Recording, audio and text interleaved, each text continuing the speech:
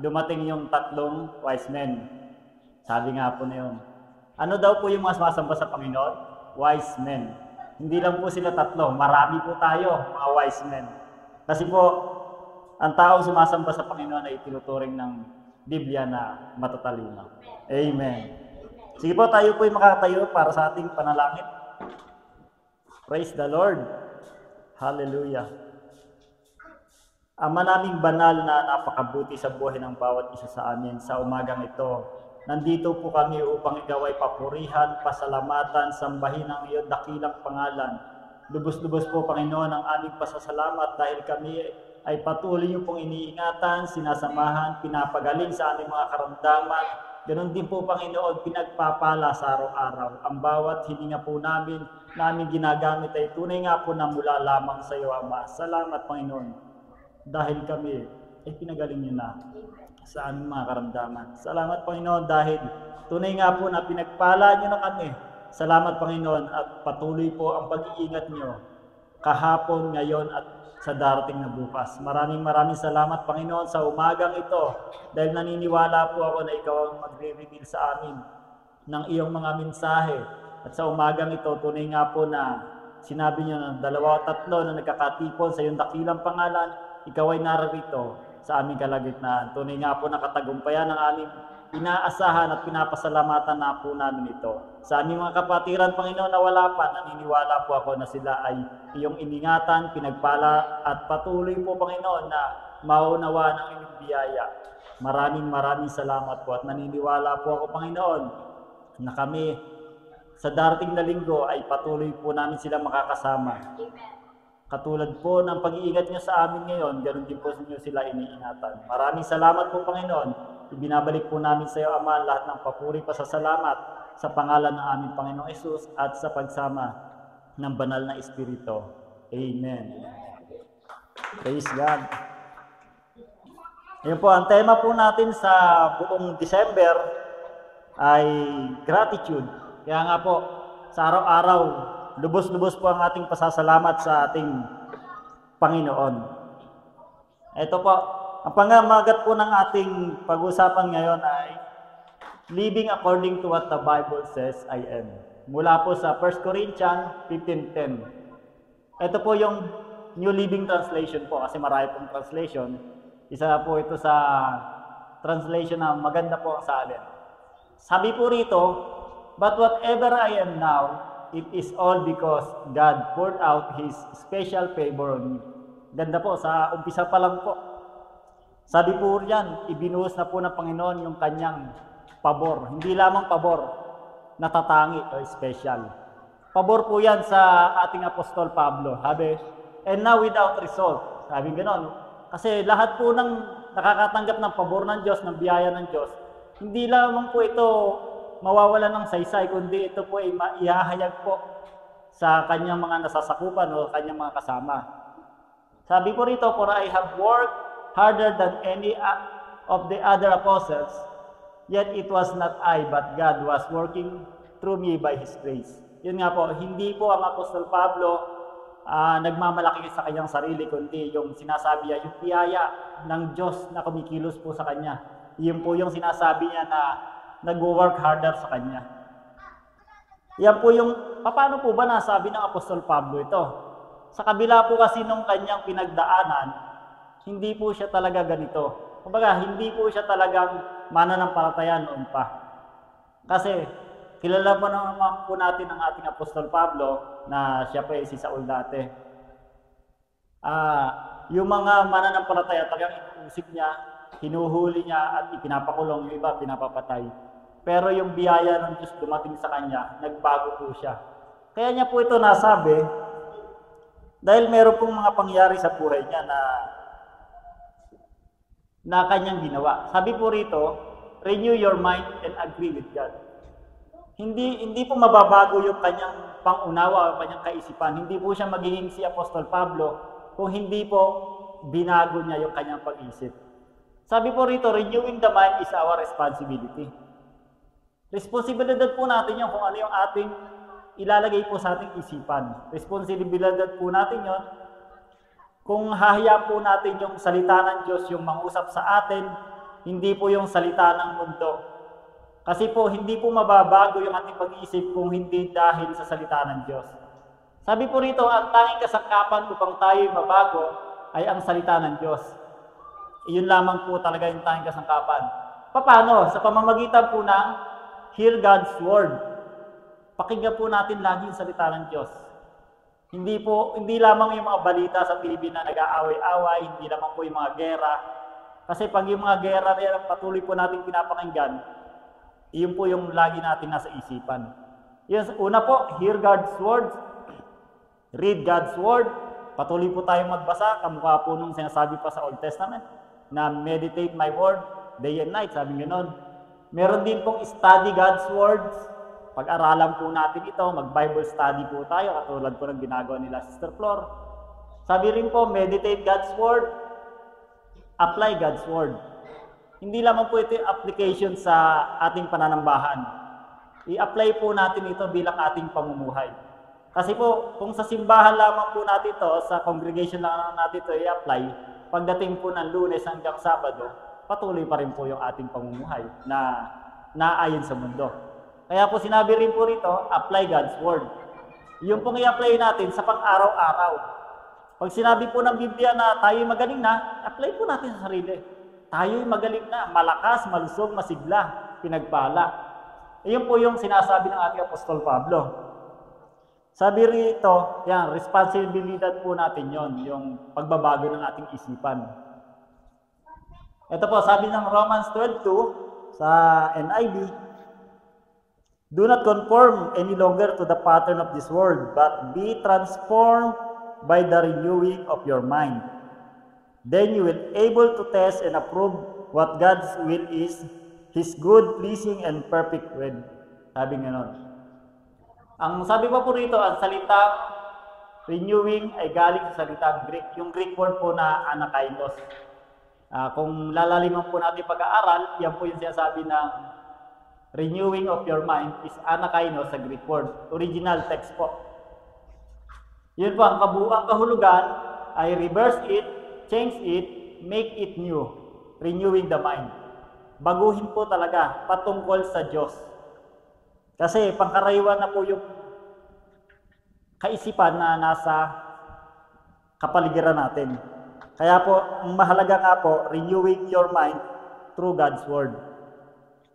Yun nga po, sabi rito, literal means reverse your mind, change the way you think new thoughts, sabi nga nun. Pag po ang ating kaisipan ay nabago, makakalakad na po tayo sa pananampalataya. We walk by faith, not by sight. Kasi po, pagkaraniwan po nating nilalakaran at nakikita, naku, wala na tayong bigas. By faith po dapat magkakaroon, darating na, ganun po. Pag sinabi po na may nararamdaman ako, pakiramdam yon, feelings. Huwag po, pinagaling ka na. Ganun po dapat ang ating lakaran. Apply God's Word in every day of our life, sabi niyo. Ito po, 2 Corinthians 5:7, for we walk by faith, not by sight. Walking by faith is walking with natural and renewed mind. Walking by sight. Iyon po yung paglakad po sa ating natural na paningin o pananaw. Iyon po yung unrenewed mind. Hindi po siya yung sinasabi ng Bible na renew. Walking by faith is walking with your renewed mind. Kung sa pang-araw-araw po nating lalakaran sa buhay, sa pamamagitan ng pananampalataya, iyon po yung bagong isip o bagong paniniwala. Walking by faith is simply agreeing with God. Iyon lamang po. Pag pinasimple po natin yun, pag sinabing walking by faith, lumalakad ako sa pananampalataya, kung ano po yung sinasabi ng Biblia. Kung ano po yung sinasabi ng salita ng Diyos. Iyon po yung sinasabing walking by faith, agreeing with God. Kasi kung ano po yung sinabi ng Biblia, iyon po yung dapat natin panghawakan. Kamukha po, di ba sabi, holy ka na, banal ka na, saint, sabi ng Bible. Kaya po iyon po yung dapat natin panghawakan. Kasi sinabi po ng Biblia, agree na lang po natin. Sabi po rito sa Luke 5:4-5, ito po yung kwento nung kila Peter na nangingisda po sila ng umaga. Sabi po dyan, verse 4, launch out into the deep and let down your nets for a catch. Kasi wala nga po silang mahuli. Sabi rito, but Simon answered and said to him, Master, we have toiled all night and caught nothing. Nevertheless, at your word, I will let down the net. Nag-agree po ba si Peter dito? Nag-agree po kasi sabi niya, sa salita mo, ihuhulog ko yung lambat, sabi nga nun. Dahil sa sinabi mo. Kasi magdamag na nga daw po silang walang nahuli. Kumbaga, si Pedro po, si Simon, mangingisda po talaga siya. Alam niya po yung kung saan matatagpuan yung mga isda, kung saan po ihuhulog yung lambat, alam niya po yun. Pero sabi, at your word, sabi nga nun, at your word I will let down the net. Iniuhulog niya po yun. Pero kita mo po, nag-agree po siya sa sinabi ng Panginoon. Ano po naging resulta? Umani po ng marami. Nakahuli po ng marami. By simply agreeing with God lang yun. Sang-ayon lang po yun sa salita ng Diyos. Kaya po napakakapangyarihan po ng pag-agree sa salita ng Diyos o sa sinasabi po ng Biblia. Sabi po dyan, you cannot walk with God unless you agree with God. Ito po, sabi po ng Amos 3:3, can two walk together except they be agreed? Yung dalawa po ba ay makakapaglakad ng sabay na sila ay hindi magkasundo? Sa mag-asawa nga lang po, pagkagalit po yung mag-asawa, iiwan po ng asawa, diyan ka na nga, ang bagal mo maglakad eh. Hindi po kasi sila magkasundo. Kaya po sabi ng Amos, makapaglakad ba yung dalawa ng sabay kung sila po ay hindi magkasundo? Kumbaga, kailangan po natin magkasundo sa sinasabi ng Biblia para po tayo ay makalakad sa sinasabi po ng Biblia para sa atin. Ayun po ang sinasabi po ng Biblia, hindi ka makakalakad kasama ng Diyos maliban kung sumasang-ayon ka sa Diyos. Ang Biblia ay mga kasangkapan ng Diyos sa anyo ng pagkakasulat nito. Yan, kung gusto mong lumakad kasama ng Diyos, kailangan mong sumang-ayon sa sinasabi niya sa iyo sa pamamagitan ng kanyang salita. Tama naman po, di ba? Kailangan po nating sumang-ayon sa Diyos. Sabi nga nila, sabi nga ng ating Apostol Pedro, saan kami pupunta kung hindi ka namin kasama? Yung sinabi niya sa isang passage ng Bible. Kung gusto mong lumakad kasama ng Diyos, kailangan mo talaga sumang-ayon. Kasi pag walang pagsang-ayon, hindi kayo tugma ng paniniwala. Kumbaga, laging kontra yung kaisipan mo sa sinasabi ng Diyos, sa sinasabi ng Biblia para sa iyo. Kaya nga po, napakahalaga na yung ating kaisipan, isang ayon po natin doon sa sinasabi ng Biblia. Kaya nga sabi ng Apostol Pablo, renew your mind. Baguhin mo na yung kaisipan mo papunta sa salita ng Diyos. Kasi may mga sinasabi ng ang Biblia na kinokontra po ng ating isipan eh. Pumapalag yung isipan natin lalo parang sa piling mo hindi ito yung nangyayari sa buhay mo eh. Parang pumapalag talaga yung isipan mo. Ito ba talaga sinabi ng Biblia? Ba't hindi naman ito nangyayari sa buhay ko? Ito ba talaga ako? Ba't parang hindi naman? Ay, gano'n. Ito, sabi ng Biblia, I am perfectly loved by God. Napakasarap pong ulit-ulitin. I am perfectly loved by God. Pakisabi nga po, I am perfectly loved by God. Hindi lamang po sinabi, mahal ka ng Diyos. Hindi lamang po. Perfectly. Bakit po? Kasi po, papalag po isip natin eh. Tuwing makakagawa po tayo ng hindi sang-ayon sa Diyos eh. Ayan ba yung mahal ng Diyos? Kahapon, nagmura na naman. Kahapon, uminit na naman ulo. Ayan ba yung mahal ng Diyos? Pero sinasabi po ng Biblia, I am perfectly loved by God. Panghawakan po natin yan. Kaya po, napaka-importante na baguhin po natin ang ating kaisipan para hindi po pumalag sa sinasabi ng Biblia. Sabi po rito, God has shown us much He loved us. It was while we were still sinners that Christ died for us. Iyon po, di ba? Nung tayo makasalanan pa, minahal na po tayo ng Diyos. Sabi pa rito, you did not earn God's love. God's love was freely given to you. Napakaganda. Hindi po natin ito yung, kumbaga, wala po tayong magagawa na para mahalin tayo ng Diyos eh. Wala po tayong magagawa. Binigay lamang po talaga ito ng libre ng Diyos. Ito pa sabi, mayroon ka bang ideya kung gaano ka mahal ng Diyos? Meron po ba?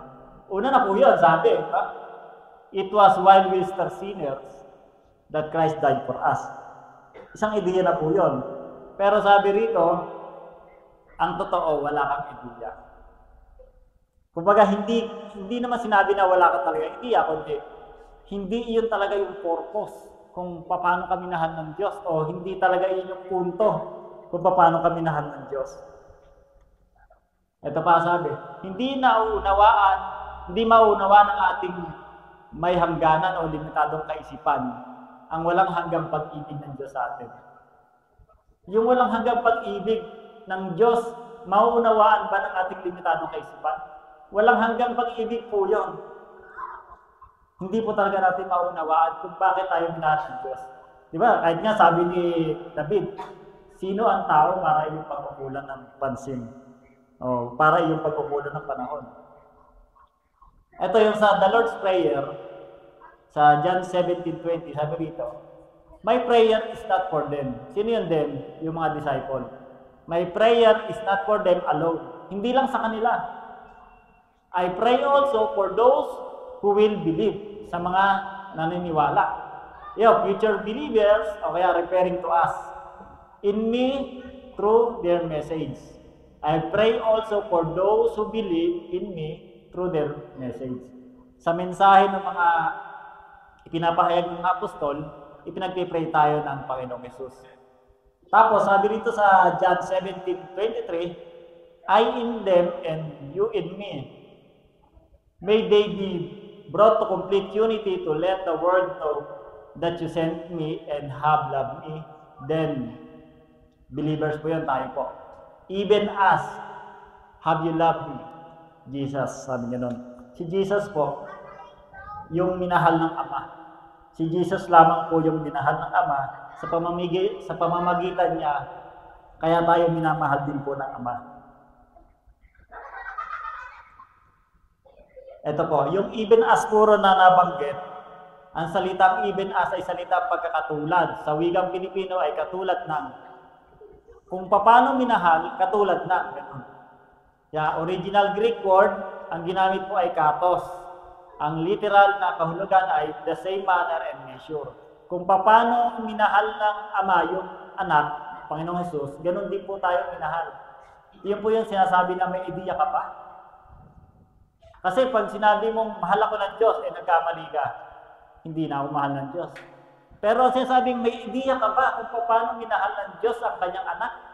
Iyon po yung ibinibigay ng ideya sa atin. Kung paano minahal ng Ama yung kanyang anak ng Panginoong Hesus, ganun po tayo kamahal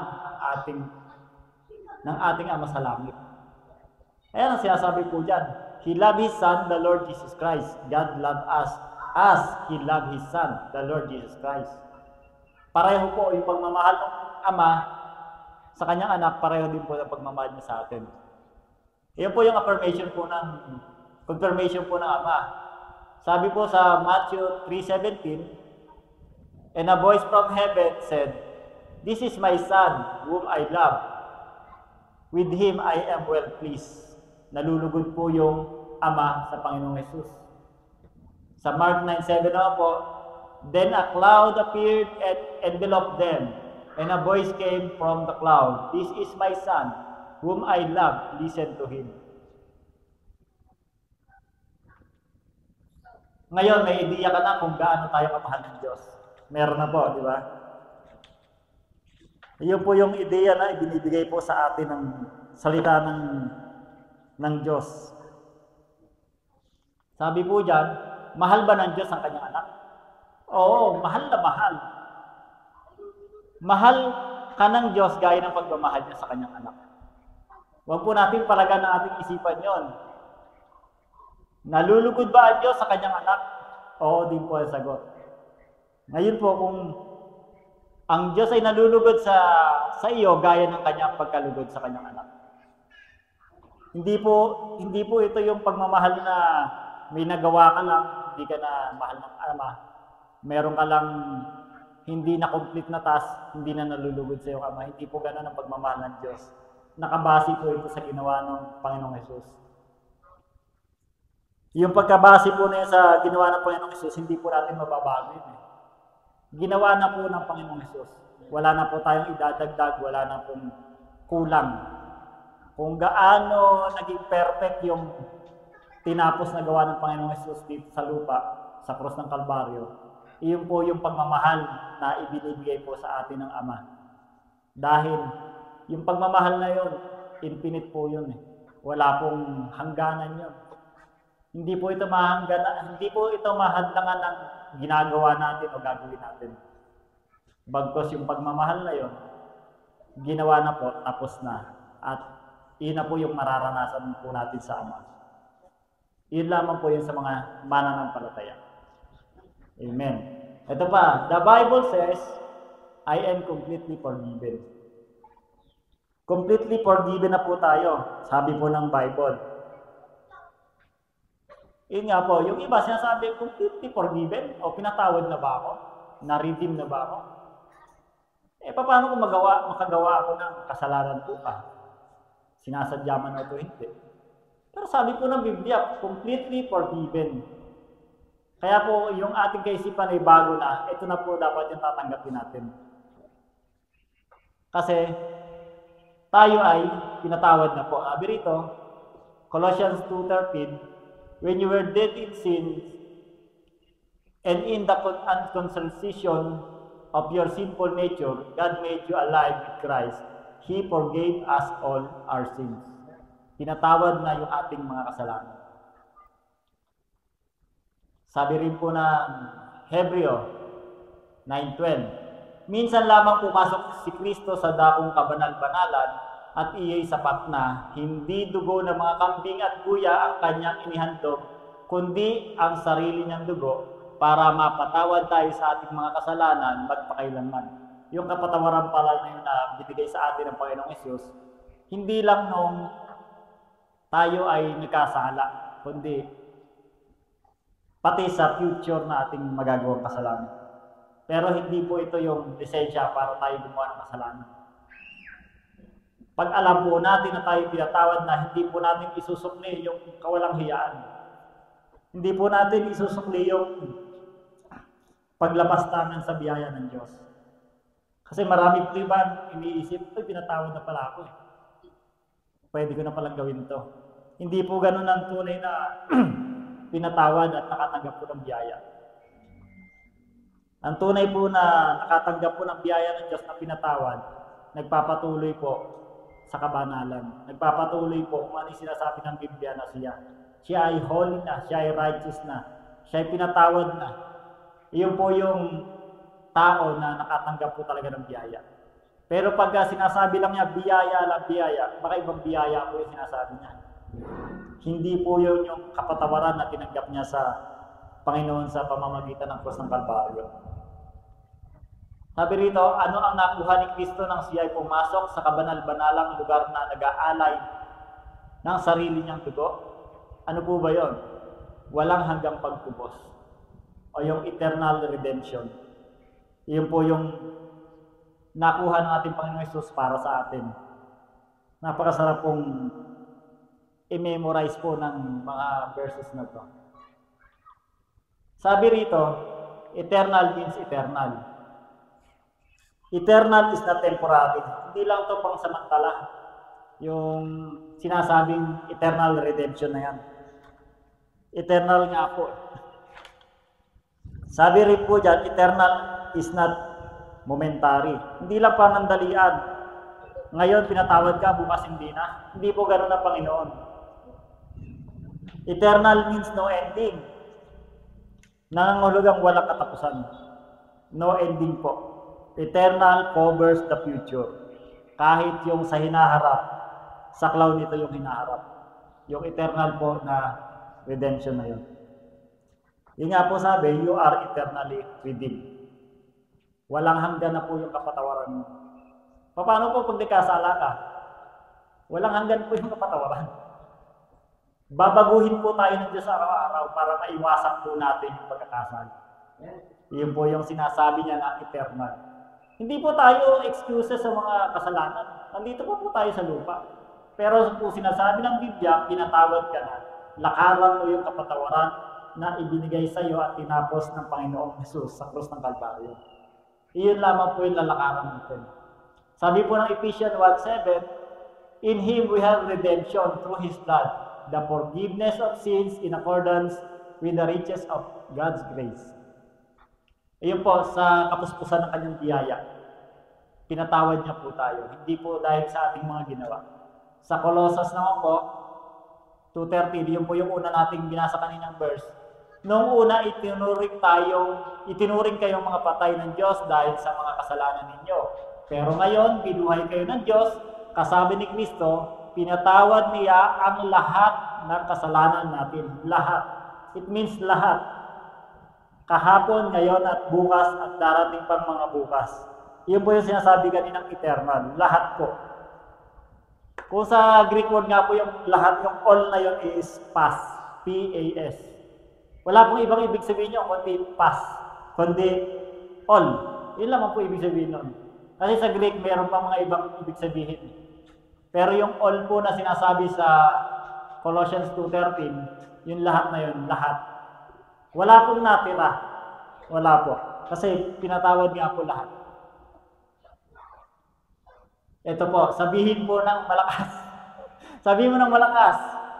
Sabihin mo sa iyong sarili, I am completely forgiven. Sige nga po, sabihin po natin, I am completely forgiven. Yun po ang sinasabi po ng Biblia. Kompleto po yung kapatawaran na tinanggap natin at ito po ay eternal. Kasi pag sinabi pinatawad lang tayo, dito lang po sa lupa. Pero pag sinabi complete, pati po sa future. Kompleto po.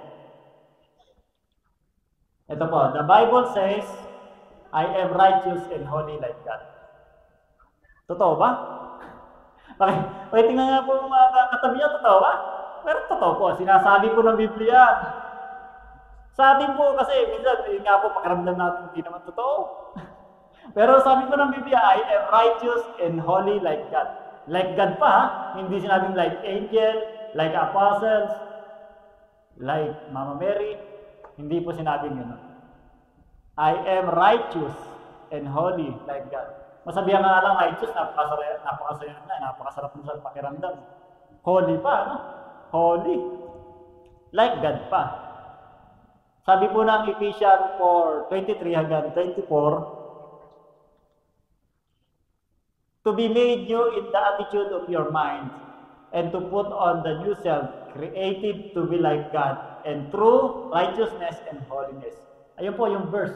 Sinasabi po talaga ng Biblia. Sabi mo ng Epeso, sa Tagalog version po, baguhin nyo na ang inyong mga pag-iisip at pag-uugali. Ipakita nyo binago na kayo ng Diyos at binigyan ng buhay na matuwid at banal katulad ng Diyos. Malinaw po. Sa English at sa Tagalog, malinaw po na tayo ay righteous and holy like God. Wala pong magiging pagkontra dyan yung ating isipan kung ito po ay nababasa natin, di ba sabi? Read the Word of God, meditate the Word of God, apply the Word of God. Kung yan po yung mga salita na laging nating nasa isipan, sigurado pong mababago talaga yung ating isipan. Kasi, minsan pagka lumakad tayo sa labas, eto yung mga makakasalamuhan natin, matatangay tayo.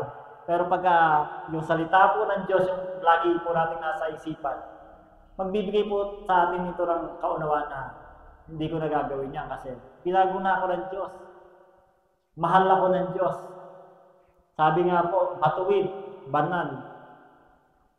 Pero hindi po nangangahulugan na layuan natin sila, itsapuera natin sila. Kailangan po nila tayo para makita po nila yung ginawa sa atin ng Diyos. At sila rin, maunawaan nila na mahal pala ako ng Diyos kahit na ganito ako. Banal pala ako, ngayon ko lang nalaman. Meron nga po kaming kasamahan sa trabaho. Matagal na po yung kasamahan ko na yan. Iba kasi po yung kanyang kinalakihang reliyon. Bata pa siya, nandun siya sa reliyon na yon, handog po siya doon. E di, namumuhay lang, papasok po siya araw-araw na normal. Minsan, pagka may matinding workload, nagsusungit. Pero isang araw na kasabay ko po sa sasakyan, may pinuntahan po kaming meeting. Ayun po, nagsusungit kasi parang tanghali na, nandun pa kami sa lugar na yan, sabi. Ma'am, nasabi ko tuloy, babae, ma'am. Mabait ka, sabi ng Biblia, mabait ka. Bigla natahimik kasi nagsusungit eh. Mabait ka, mabait tayo, dahil sa ginawa ng Panginoong Hesus, mabait tayo, banal tayo. Hindi kasi sila naniniwala na banal sila. Kasi ang katuruan na dumating sa kanila, hindi ganun. Kaya sabi ko, mabait ka, sabi ng Biblia. Iyon yung lakaran natin. Kumaga, sinasabihan naman siya noon, hindi lang niya alam. Pero once na nalaman ng tao na siya ay matuwid at banal, iyon po yung lalakaran mo. Merong mga pangyari na sa pang-araw-araw na yung magkakasama, nagbabago talaga. Yung ganong kaisipan na dumating sa kanya, maaalala niya. Pagka sa tuwing magagalit siya, mabait pala ako, sabi ng Biblia. Maiisip niya, ito na yung lalakaran niya. Banal pala ako, sabi ng Biblia. Ito yung lalakaran niya talaga. Kasi hindi lang niya alam eh. Kaya once na merong nagsabi na isa, matatandaan niya yun.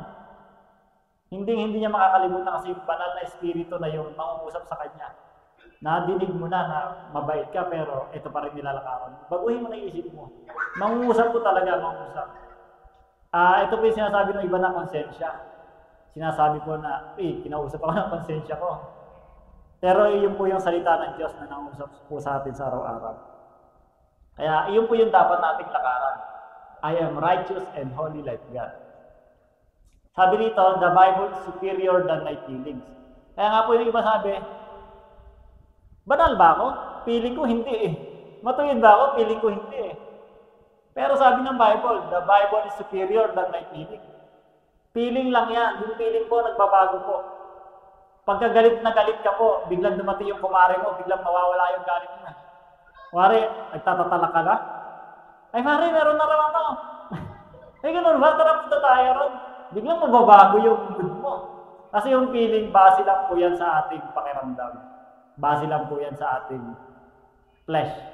Kaya po yung feeling, kailangan matabunan po yan ang salita ng Diyos. Sabi po, I am what the Bible says I am, not I am what my feeling says I am. Iyon po yung dapat nating maunawaan. Ikaw kung ano yung sinabi ng Bible na ikaw. Hindi yung pakiramdam mo. Huwag po nating panghawakan yung pakiramdam. Minsan masakit ang ulo mo, galit na galit ka. Pero hindi po yung ang dapat natin panghawakan kasi makokontrol po natin yan eh. Isip lang yan, kailangan po natin kontrolin na tayo ay ma-righteous na po. Iyon po yung dapat natin nawain. Ito ay hindi isang bagay na iyong ginagawa, ngunit isang bagay na ginawa na sa iyo. Alin yun, yung righteous and holy like God. Hindi mo kayang gawing righteous ang sarili mo. Hindi mo kayang gawing holy like God yung sarili mo. Yun yung bagay na ginawa na sa iyo ng Panginoong Hesus. Kaya iyon po yung ating panghawakan. Hindi mo ginawa yung sarili na banal at tuwid, ginawa ka ng Diyos na banal at matuwid tulad nila. Diyos po mismo yung gumawa. Kaya pagka sinabi natin na hindi ako banal eh, ginagawa po natin sinungaling ang Diyos. Nakasulat na po yan. Sinabi na po yan. Narinig niyo na po yan. Pero itatanggi pa rin po ng ating isipan. Kaya po sabi ng Biblia, baguhin natin yung ating pag-iisip. Baguhin po natin. Kahit minsan sa pananalangin.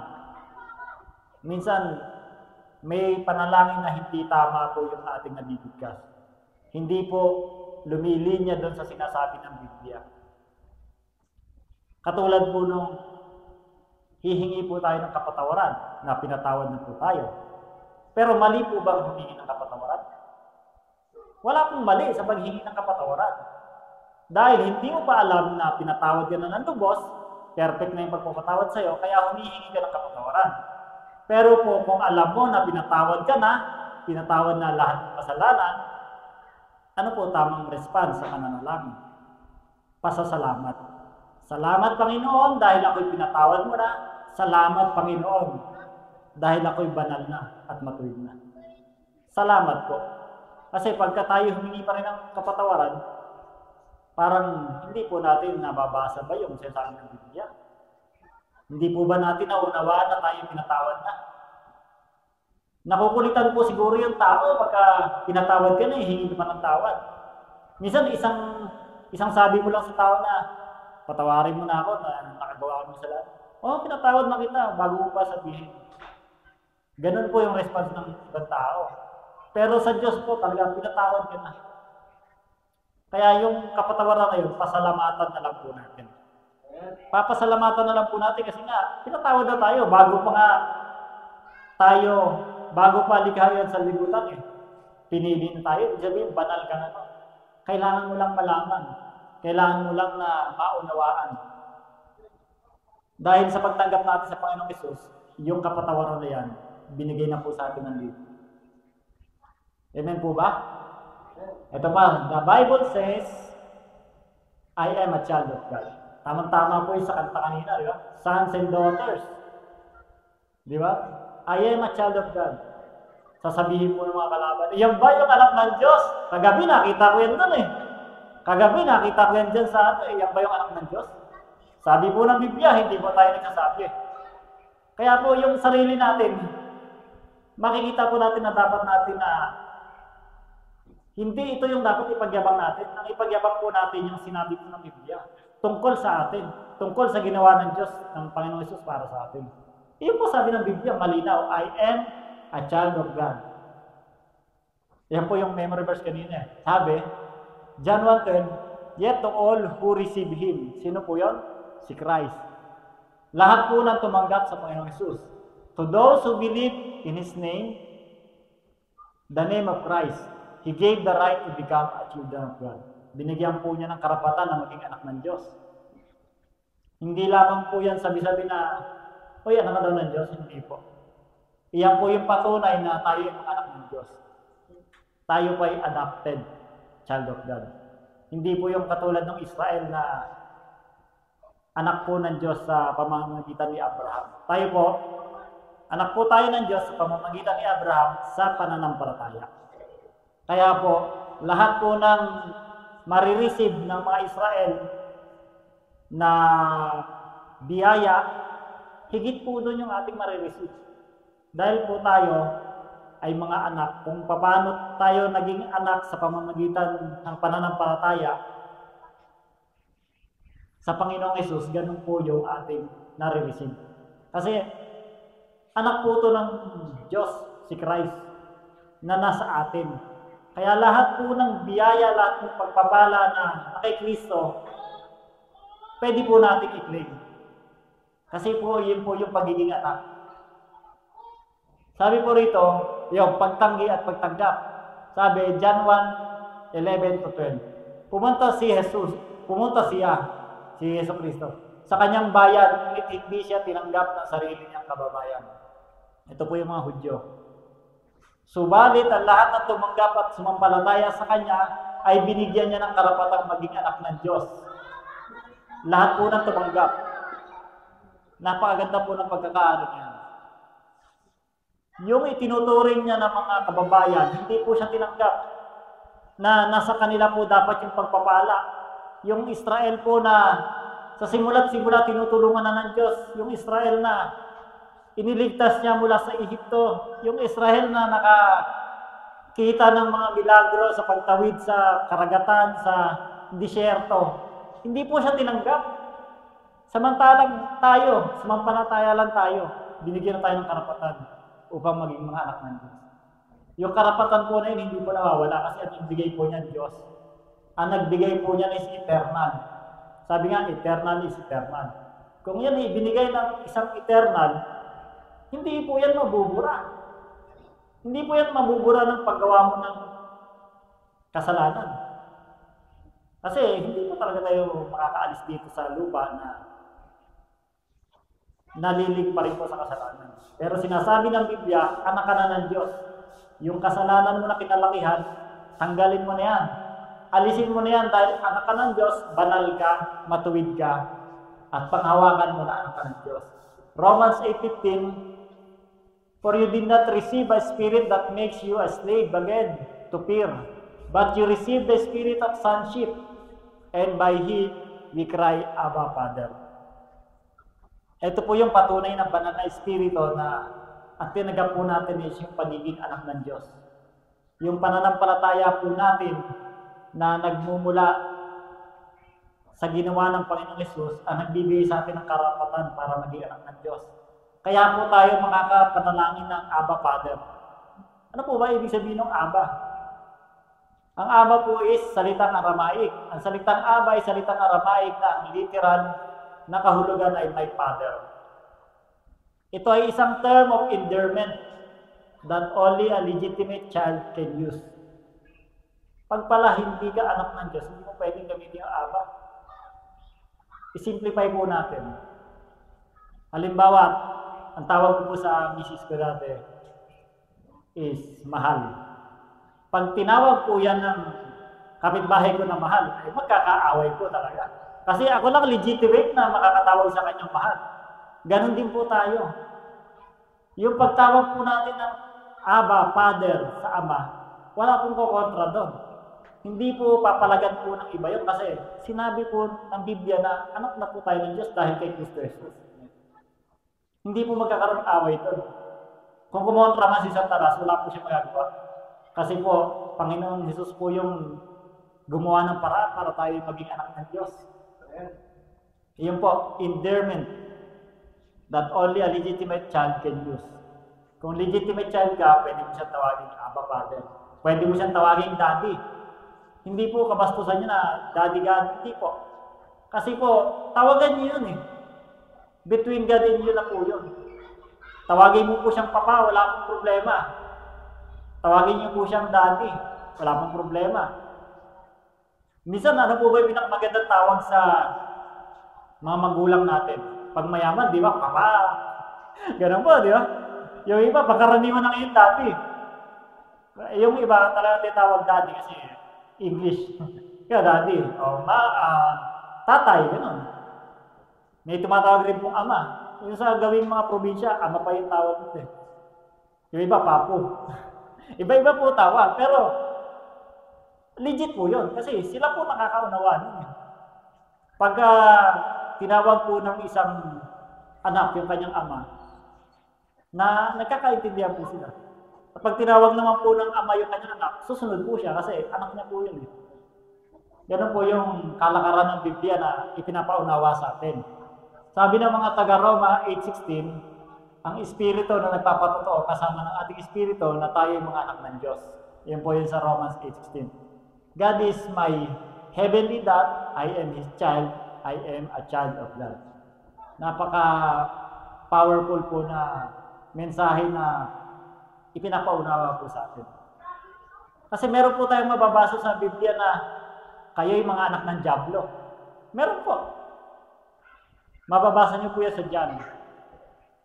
Pero huwag na po natin yung ngayong isa sa isip kasi hindi na po tayo mga anak ng Diablo. Pinatawad na po tayo. Inadapt na po tayo ng ating Ama na nasa langit dahil kay Kristo. Yung mga hindi po sumasampalataya sa Panginoong Hesus, maaari po. Kasi yun pa rin po yung kanilang kaisipan at tinanggihan po nila yung biyaya na sa Panginoong Hesus lamang makikita. Kaya po, hindi nga po lahat mga anak ng Diyos. Lahat ay pinatawad, pero hindi po lahat ay mga anak ng Diyos. Ang anak lamang ng Diyos ay yung nasa John 1:12 na lahat ng tumanggap at sumampalataya. Pagka yung tao ba, nakikita mo na ganun yung kalakaran ng buhay niya, matindi po siyang, kumbaga, itinatanggi na po niya yung Panginoong Hesus, masasabi niyo po pa po bang anak ng Diyos? Kasi, hindi na po, kasi tinanggihan na po niya.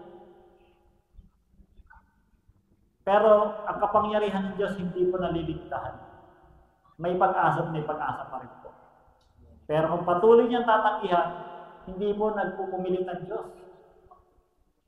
Kung patuloy niya pong tatanggihan at niyuyurakan po yung salita ng Diyos sa pamamagitan ng kanyang mga salita, ng kanyang mga gawa, hindi po ipipilit ng Diyos yung kanyang sarili. Kasi ang pagtanggap lamang po sa Panginoong Jesus, yung magdadala sa atin na para tayo maging anak ng Diyos. Ito pa, last. The Bible says, I am a new person inside. Bago na po ba? Nung tinanggap mo Panginoong Jesus, mataba ka. Ngayon, mataba pa rin. Bago na po ba? Ano po ba yung bago? Nung tinanggap mo yung Panginoong Jesus, tuloy na po natin. Ayan po, sabi po ng 2 Corinthians 5:17, when someone becomes a Christian, he becomes a brand new person inside. He is not the same anymore. A new life has begun. Sa loob daw po. Kumbaga, he becomes a brand new person inside. Hindi po yun sa nakikita, hindi mo yung panlabas. Yung mga tumanggap po sa Panginoong Jesus, nakikita po yung kanyang pagbabago sa loob, papalabas. Nababago po yung kanyang spiritual na kaunawaan, yung kanyang spiritual po na katauhan. Sabi po ng John 3:6, flesh gives birth to flesh. Yun po yung natural flesh. Yung laman po na katawan ng tao, yun po yung ipinapanganak. But the Spirit gives birth to spirit. Spiritual birth po. Yung pagtanggap po natin sa Panginoong Jesus, yun po yung nagiging senyales na ipinanganak na po o na born again na po yung ating spirit. Kasi kung paano po ipinanganak yung katawan, ganun din po ang pagkapanganak sa espiritu. Your spirit becomes a new creation. Hindi po kasi ito biglaan nakita sa katawan. Ang una pong binago is yung espiritu, sunod yung kaluluwa, bandang huli na po yung katawan. Yun po, yung espiritu natin ang new creation.